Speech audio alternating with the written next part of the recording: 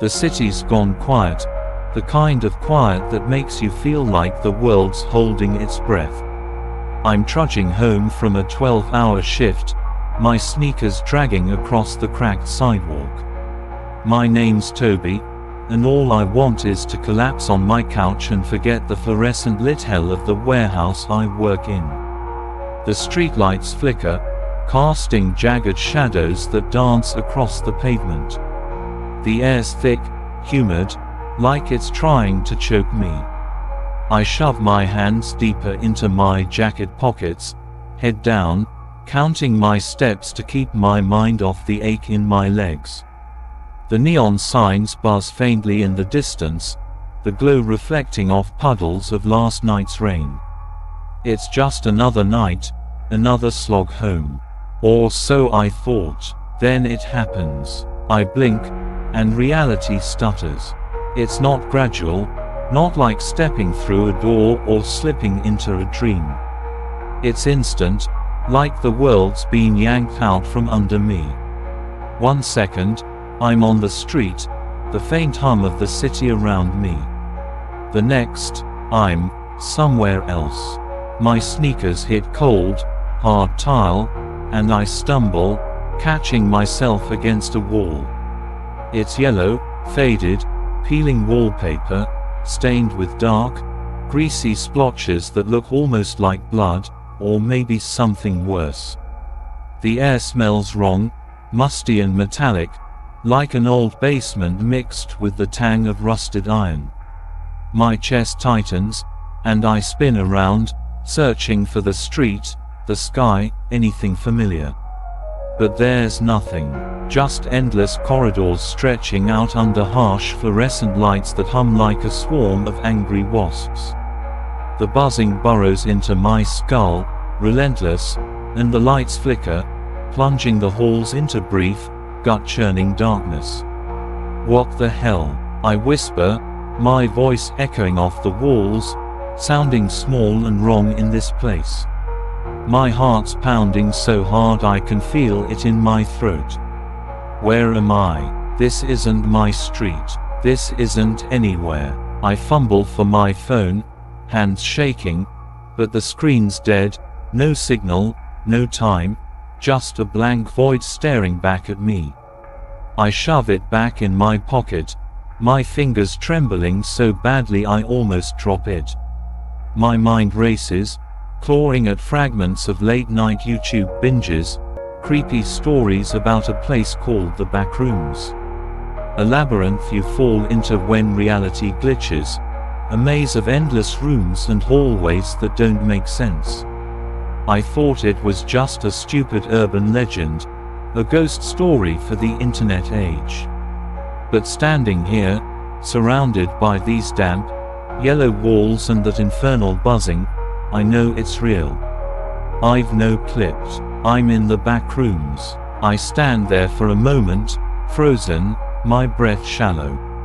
The air feels heavy, like it's pressing down on my chest, making every inhale a struggle.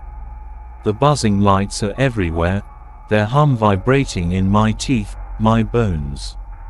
I take a step forward, then another, my sneakers squeaking against the tile. The sound feels too loud, like it's announcing my presence to whatever else might be here. Okay, Toby, I mutter to myself, trying to keep my voice steady. Just figure this out.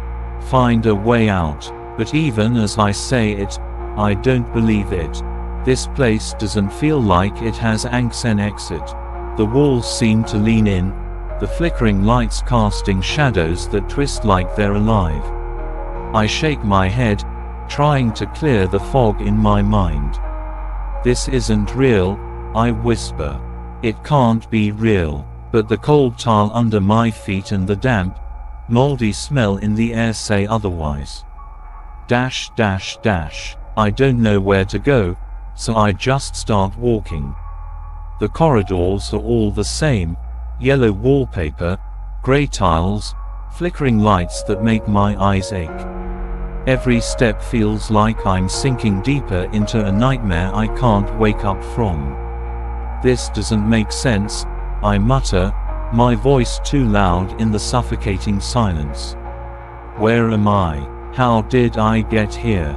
This can't be real. The buzzing lights are the only response, their hum clawing at my nerves like nails on a chalkboard. I keep moving, not because I have a plan, but because standing still feels like inviting something to find me. The corridors stretch on, endless and identical, their sameness pressing on my mind like a weight. I try to focus on my steps, counting them, 1, 2, 3, but the numbers slip away, replaced by the relentless buzz. The air's heavy, like breathing through a wet cloth, and it smells like decay, like something's rotting just out of sight. Every few steps, I hear something, a distant thump, like something heavy falling, or a faint scrape, like claws dragging across tile. My skin prickles, and I keep glancing over my shoulder, expecting, what? A monster, a person, nothing. The flickering lights make it worse. Each time they stutter, the shadows twist, curling like they're alive, reaching for me. It's just my head, I tell myself, but my voice shakes. Just my head playing tricks. But I don't believe it. Not really. This place is wrong, and I'm not alone in here. I can feel it, like eyes boring into the back of my skull, watching, waiting. I wander through what feels like hours, though I have no way to tell time. My legs ache, and my mind's a mess, looping through questions I can't answer. Where am I? How do I get out? Is anyone else here? The corridors twist and loop in ways that defy logic. 1 minute, I'm walking straight, the next, I'm back where I started, like the walls are rearranging themselves to screw with me. I pass a rusted vending machine, its glass cracked and empty except for a single bottle of cloudy liquid. Almond water, I think, remembering those creepy stories. They say it's safe, that it keeps you sane in here. I grab it, the plastic cold against my sweaty palm, and shove it in my pocket. Better than nothing, I mutter, though I'm not sure I trust it. The bottle feels heavy, like it's carrying the weight of this place's secrets, and I wonder if it's even safe to touch. There's other stuff scattered around, things that don't belong, things that make my stomach churn. The broken toy truck, its wheels missing, lies abandoned in a corner, its red paint chipped and faded, like it's been here for decades. A crumpled Polaroid of a family, their faces blurred like someone smudged them with a thumb, erasing their identities. A single sneaker, caked in dried mud, sits in the middle of a hallway, like it's waiting for its owner to come back. Who leaves this stuff here? I say out loud, my voice trembling. Who was here? Where are they now? The questions hang in the air, unanswered. Each object feels like a warning, a sign that I'm not the first to end up here, and maybe not the last. I pick up the Polaroid, staring at the blurred faces, their eyes just smudges of shadow. Were you like me? I whisper. Did you get out? The silence mocks me, and I drop the photo, my hands shaking. The tile feels colder now, the buzzing louder, like the backrooms are tightening the grip. The noises keep coming, each one chipping away at my nerves. A low, guttural moan echoes from somewhere to my left, and I freeze, my breath catching. It's far away, but not far enough. I press myself against the wall, the wallpaper sticking to my sweaty palms, its texture rough and damp, like it's alive. The sound fades, but it's replaced by something worse, a rhythmic tapping, like fingernails on tile, coming from the opposite direction. My mouth goes dry, and I force myself to move, picking a random hallway and walking faster.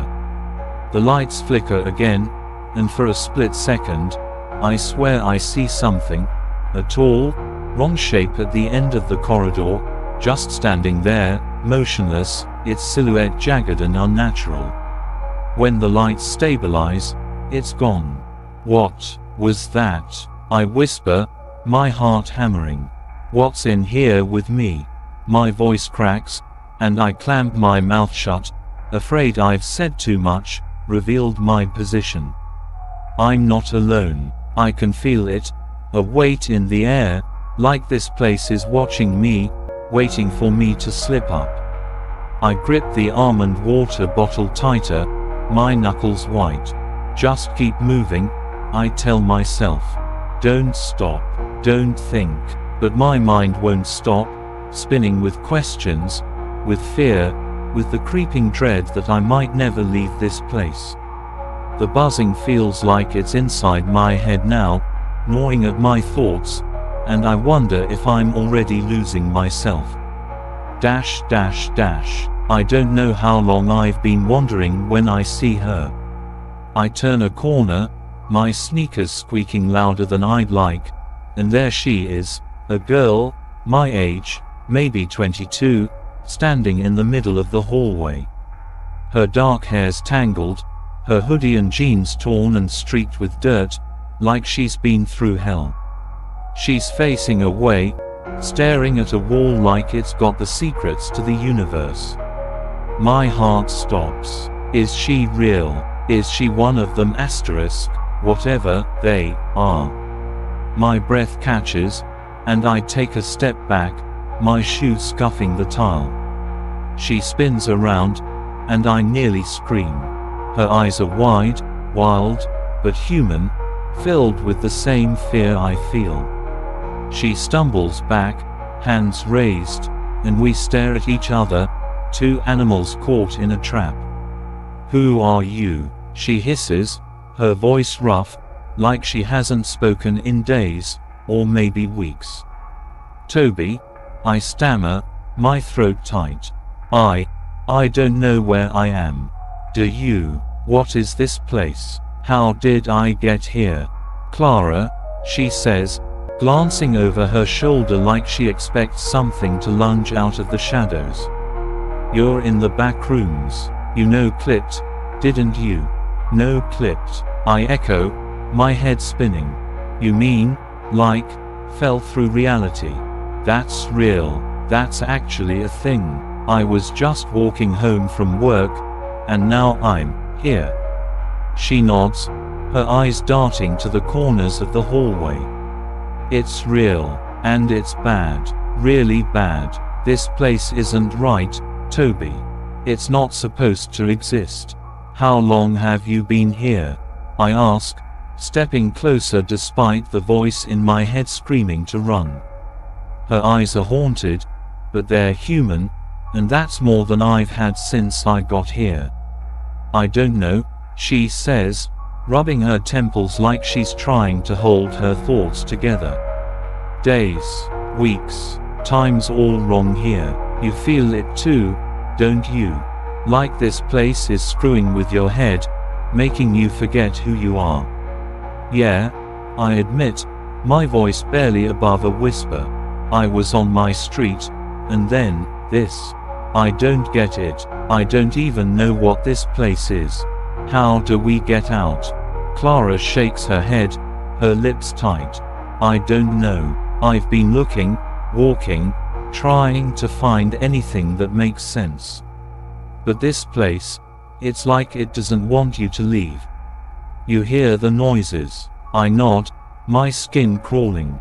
The thumps, the scraping. It's like something's out there, watching. And the growls, she adds, her voice dropping to a whisper. There's things in here, Toby. Things that aren't human. My stomach twists, a cold knot forming. What kind of things? Like, monsters, ghosts. What are we dealing with? I don't know, she says, her eyes haunted. I've heard them, seen shapes in the distance, but I've never gotten close. And I don't plan to. They're wrong. Like this whole place. So what do we do? I ask, my voice cracking. Just keep walking. Hope we stumble out of this nightmare. For now, she says, her jaw tight. We move. Standing still is how they find you. You're with me, okay. We're better off together, okay. I say, swallowing hard. Together. She hesitates, her eyes searching mine, then nods. Together. Dash dash dash. We stick together, moving through the endless corridors, our footsteps echoing in the oppressive silence. The buzzing lights are louder now, or maybe it's just my nerves fraying, unraveling like cheap thread. Clara's jumpy, her eyes flicking to every shadow, every corner, and I'm not much better. The noises are constant, distant moans, sharp taps, and sometimes a low, guttural growl that makes my blood run cold. The air feels heavier with every step, like it's trying to smother us, and the flickering lights cast shadows that seem to move on their own, slithering along the walls like snakes. This place is insane, I mutter as we pass the same vending machine for the 4th time.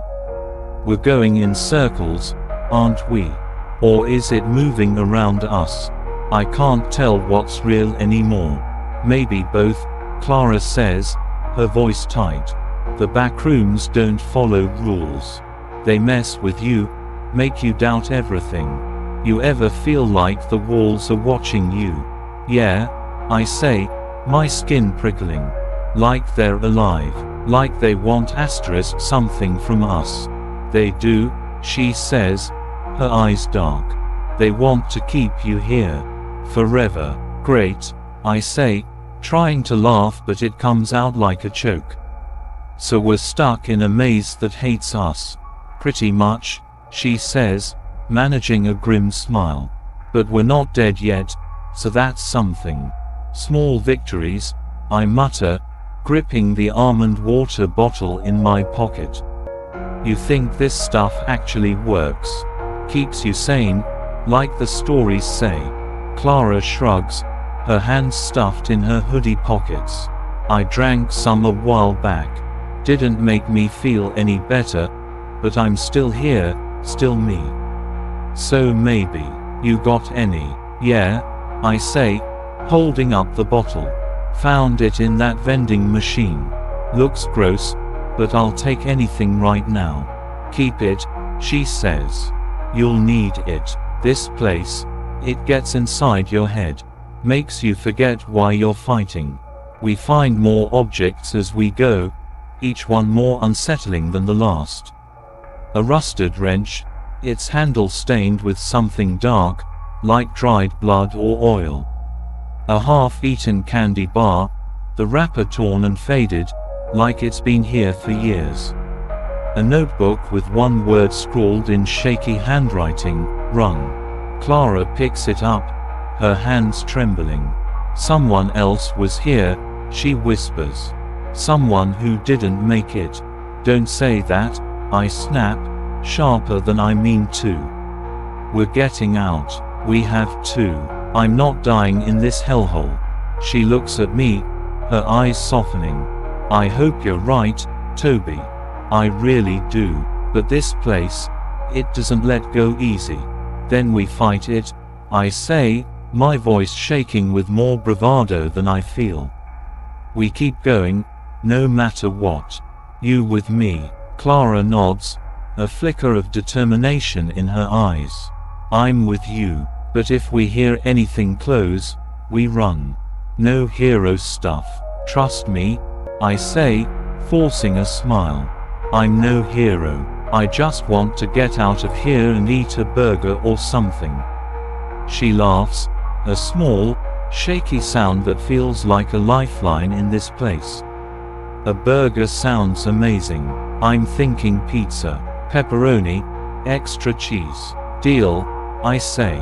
We get out, we find a pizza place.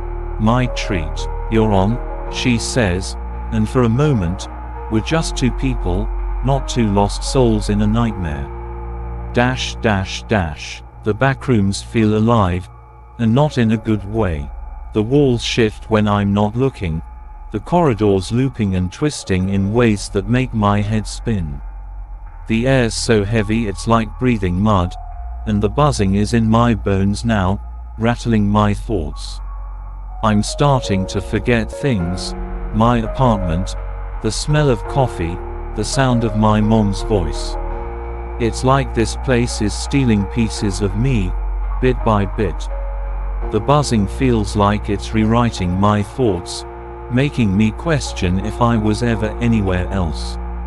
Clara, I say, my voice trembling, do you ever feel like this place is erasing you? Like who you are, all the time, she says, her voice barely above a whisper. I keep trying to remember my sister's laugh, but it's fading.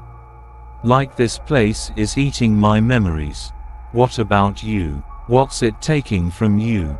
My life, I say, my throat tight. My job, my friends, the way the city smells after rain.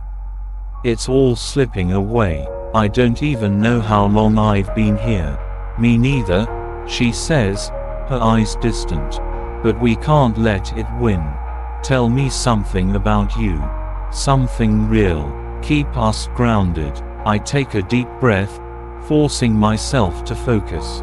I used to make playlists for everything. Work, running, even falling asleep. Kept me sane. Niece, she says, a faint smile tugging at her lips. What's on your apocalypse playlist? I laugh, the sound startling in the oppressive silence. A lot of Metallica, some old school punk, keeps the blood pumping. You, classical, she says. Beethoven, it's calming, you know. Like a piece of the real world. Beethoven in the backrooms, I say, shaking my head. That's hardcore. She chuckles, but it's cut short by a sound, a low, wet rumble, like something choking on its own blood. It's not far. Clara's eyes go wide. Toby, she whispers, grabbing my arm, her nails digging into my skin. We need to go, now. What is that? I hiss, my heart slamming against my ribs. Something bad, she says, pulling me down a hallway. Run. We sprint, our footsteps echoing like gunshots. The lights flicker wildly, plunging us into darkness for seconds at a time. The sounds getting closer, claws or hooves scraping the tile, fast and relentless. What is it? I gasp, my lungs burning. I don't know. Clara snaps, her voice frantic. I've heard them before, seen shapes, but never close. And I don't want to. What if we can't outrun it? I say, my voice breaking. My legs are screaming, but I push harder, matching her pace. Then we hide, she says, her eyes scanning the hallway. Keep moving, Toby. We turn a corner and slam into a dead end, a blank, yellow wall staring back at us. No, no, no. Clara pounds her fists against it, her voice breaking.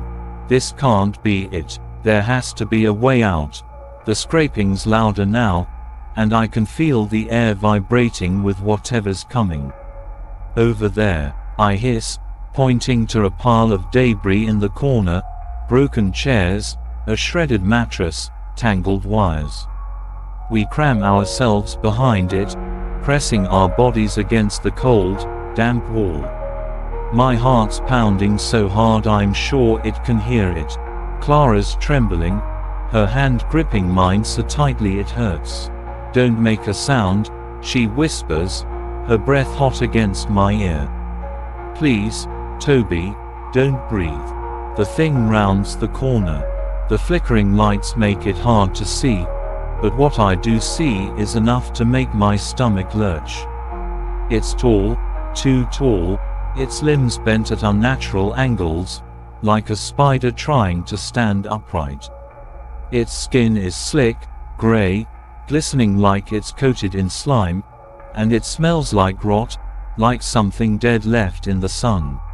Its face is a nightmare, jagged teeth spilling from a mouth that's too wide, eyes like black pits that seem to suck in the light. It moves in jerky, unnatural bursts, and the sound it makes, a wet, gurgling screech, makes my skin crawl. It stops, sniffing the air, its head twitching like a broken machine. I hold my breath, my chest screaming for oxygen. Clara's shaking so hard I'm afraid she'll give us away. The thing takes a step closer, its claws scraping the tile, and I swear it's looking right at us. The lights flicker, and for a moment, it's gone. Then they come back, and it's closer, its head tilted at a sickening angle, like it's trying to see through the debris. My vision swims, my lungs burning, but I don't move. I can't. Don't move, Clara breathes, so quiet I barely hear her. Please, Toby, don't move.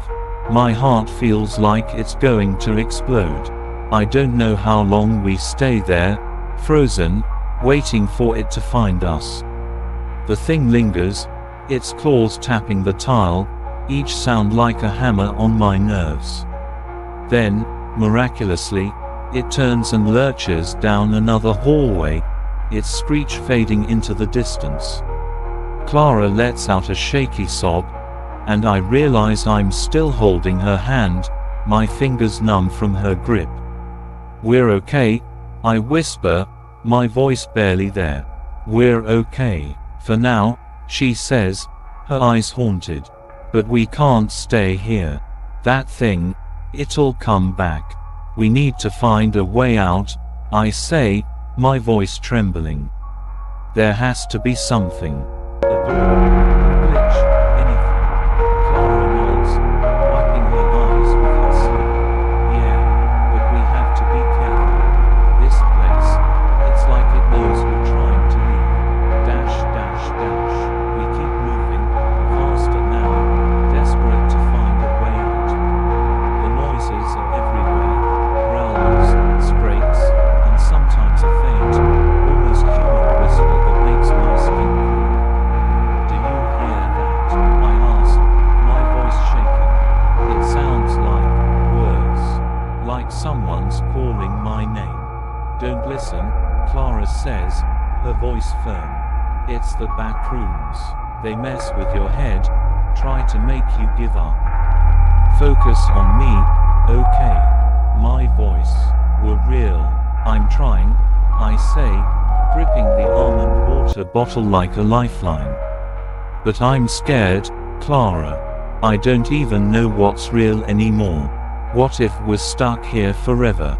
I know, she says, her voice softening. I'm scared too. But we've got each other, right? That's gotta count for something. We keep moving, we keep talking. We don't let this place win. Yeah, I say, managing a weak smile. You're right. So, what's the first thing you're gonna do if we get out? Clara thinks for a moment, her eyes distant. Eat a whole pizza, pepperoni, extra cheese, maybe 2 pizzas, and call my sister, if I can remember her number. Niece, I say, trying to keep my voice light. I'm thinking a shower, like an hour-long shower, and then a burger, a big, greasy one with fries. Sounds like a plan, she says, her smile a little stronger. We get out, we find a diner. Pizza and burgers. Deal, deal, I say, and for a moment, the buzzing feels a little less oppressive. We talk more as we move, clinging to the sound of each other's voices like it's the only thing keeping us sane. What else you miss? I ask, stepping over a pile of broken glass. From the real world, I mean. Everything, Clara says, her voice quiet. The way the sun feels on your face. The sound of birds. Even traffic. What about you? My dog? I say, my chest tightening. He's probably wondering where I am. And, I don't know, just normal stuff. Watching dumb movies, hanging out with friends. It's all fading, Clara. Like this place is stealing it. We'll get it back, she says, her voice fierce. We're not letting this place take everything. We're stronger than that. I nod, but I'm not sure I believe her. The backrooms are relentless, the buzzing, the noises, the endless yellow walls. Every step feels like a battle, and I'm not sure how much fight I have left. We find a room that's different, a rusted metal door, out of place among the yellow walls. It's heavy, its surface pitted and scarred, like it's been here for centuries. What's this? I ask, my heart leaping. A way out, maybe, Clara says, but she sounds wary, her hand hovering over the handle. Or it could be worse. Another level, another trap. You sure you want to risk it? Do we have a choice? I say, my hand already on the handle. The noises are getting louder, closer, and I can feel the backrooms closing in, like they're done toying with us. We can't keep running forever, Clara. This might be our shot. Okay, she says, nodding, her jaw tight. But if it's bad, we stick together. No matter what. Deal, I say, my voice steadier than I feel. On three. On three, she agrees, her hand joining mine on the handle. 1, 2, 3. I pull the door open, and reality glitches again, that same gut-wrenching lurch. We're falling, tumbling through darkness, and I brace for the worst, my hand still gripping Clara's. Dash dash dash. When I open my eyes, I'm lying on grass. Real grass, damp and cool under my hands. The air smells like rain and earth, sharp and clean, nothing like the stale rot of the backrooms. Clara's next to me, gasping, her hands clutching the ground like she's afraid it'll vanish. We're in a field, the grey sky above us, the city nowhere in sight. But it's real. We're out. We made it, Clara says, her voice breaking. Toby, we actually made it. I don't believe it, I say, my chest heaving. My head still spinning, the buzzing echoing faintly in my ears, like a ghost that won't leave. Are we really out, or is this another trick, another level? Clara sits up, looking around, her hands still pressed into the grass. It's real, she says, her voice quiet but firm. Feel the ground, smell the air. The backrooms don't have this. They can't fake this. I nod, but I'm not entirely convinced. The memory of those yellow walls, that thing, is burned into my mind.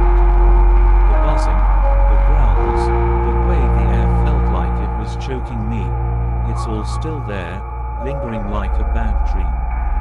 I don't know if I'll ever feel safe again, if I'll ever trust reality not to glitch out from under me. But Clara's here, her presence solid, real, and that's something. We survived, together, when everything in that place wanted us dead. We should keep moving, Clara says, standing and brushing dirt off her jeans. Find a road, figure out where we are. Maybe a town, a gas station, something. Yeah, I say, getting to my feet. My legs are shaky, and my hands won't stop trembling, but I force myself to stand. You think we'll be okay? After all that? Clara looks at me, her eyes tired but resolute, the weight of the backrooms still heavy in her gaze. I don't know, Toby. That place, it changes you. But we're alive. We got out. Let's start with that and figure the rest out later. We start walking across the field, the horizon stretching out ahead of us, gray and endless. The backrooms are behind us, but they've left their mark on my mind, my memories, my sense of what's real. I don't know where we're going or what comes next. Maybe we'll find that diner, share a pizza and a burger, try to piece ourselves back together. Maybe we'll carry this nightmare forever. But for now, we're moving forward, side by side, and in a world that tried to swallow us whole, that's enough.